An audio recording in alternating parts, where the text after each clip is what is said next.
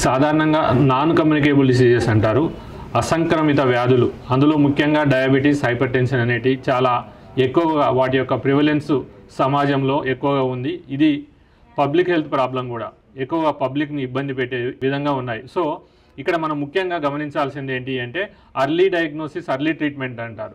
ముందుగానే గుర్తించి వాటిని సరైన సమయంలో ట్రీట్మెంట్ చేసినట్లయితే ప్రీమెచ్యూర్ డెత్స్ అంటారు, అంటే అకాల మరణాలన్నీ అరికట్టవచ్చు.